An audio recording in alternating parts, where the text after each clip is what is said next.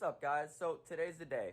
I got word that the oil pan for the 240SX is coming in and it'll be going on this KAT that is sitting right here behind me. So I ended up putting the oil pan on here last Sunday, dropping it into the car, and when I got it into the car, the oil pan bung for the turbo return was hitting the subframe. So I had to remove it, take off the oil pan, and send it back to the gentleman who brought it to me and have him fix it.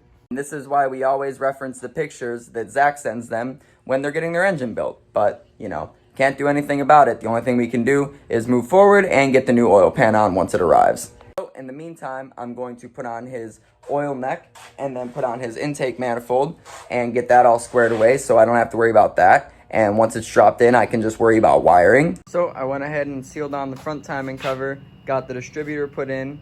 Everything's in time, so when we put the engine in, should be able to fire up on the first go. Now, this gentleman will be running an RS enthalpy tuned ECU with 550cc injectors, a T3 turbo, and that's pretty much all I can tell you about that.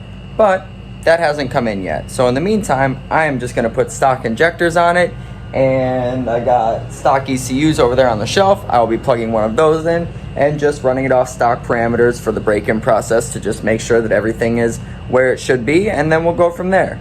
Now, last time I saw you guys, I was working on the D21, and I was supposed to get it in before hockey, and yeah, but I had some things occur that kind of delayed that whole process.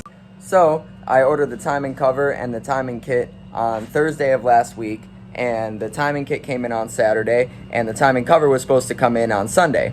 And on Sunday, tracking updated and said that they were unable to ship my timing cover. So I had to order a new one, and I had to order this one off eBay. It was the only way to keep the costs relatively the same, and that should be here by the end of the week. So when that gets here, it'll go back on the KA24E, and then that'll go back into the hard body, and then I'll have a truck. So that is delayed 1 week, but that is all right, because it gives me time to do some other things. She's sitting here inside, all cleaned up, ready to get the front timing cover put back on and get back installed into the truck. But today we focus on the hatch. So here I got the intercooler plumbing, the turbo manifold, the transmission, the radiator, the fan shroud, the transmission cross members, and pretty much everything that I need for the car hardware wise. I got the brand new clutch and flywheel, and this is the box of miscellaneous parts that I was given to be used with this build. So I'm gonna finish putting the odds and ends on here, the front water neck, the intake manifold, maybe do some of the routing of the coolant lines if I can, and then we'll go from there. Alright, so here I got a stock 240SX intake manifold for an S13. I don't know if there's a variance between S13 and S14, but this is for an S13. So today I'm going to be deleting all the extra emissions things off it, including all of these ports, the extra vacuum lines, and any of the coolant lines that don't belong there. So I'm going to go into a time lapse and go through removing everything and then explain to you what I'm going to do to seal it up.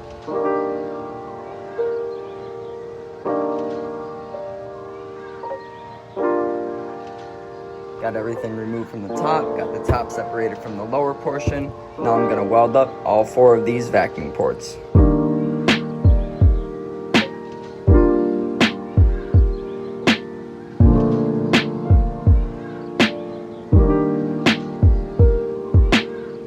Alright, so I got all 4 of those welded up, not too bad, and I took care of this little coolant port as well, and I just burned my finger. Look at that. Look at how bad I just burned my finger. You'd think that I'd be smart enough not to do something like that, but I did just do something like that. Look at that. Burnt finger. Live on camera. Alright, but yeah, that is all welded up. Now I'm going to move on to the bottom one.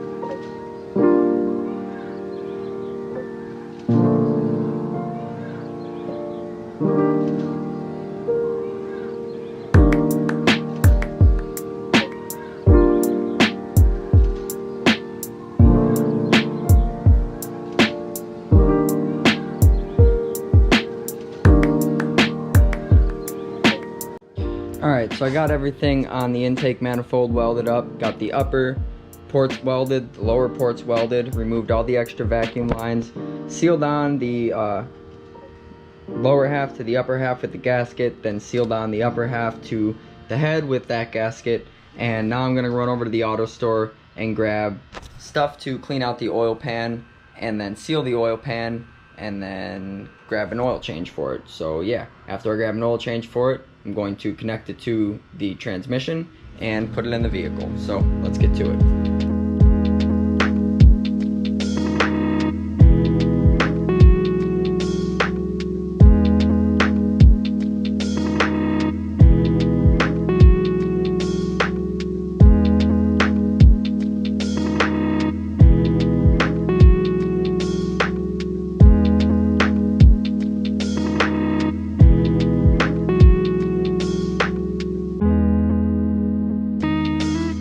What's up, guys? So today, oh, hold on, let me move my hand. All right, I had to adjust my camera. All right, so today I'm working on the KA24DET 240SX.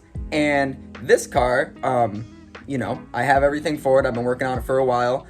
And finally, I've got everything I need to put it in the car without having to go back, take anything out, etc. So I'm actually going to be doing a live on my TikTok. So I'm just going to time lapse it after this, you know, so you guys will see the process that I follow in putting it in. And I might do a voiceover, so we'll see. But yeah, I'm just going to put it in today, time lapse it from the GoPro so I can have it for my YouTube. But I'm going to be live streaming it from my phone, so I won't be able to make in-between videos explaining to you guys what I'm doing.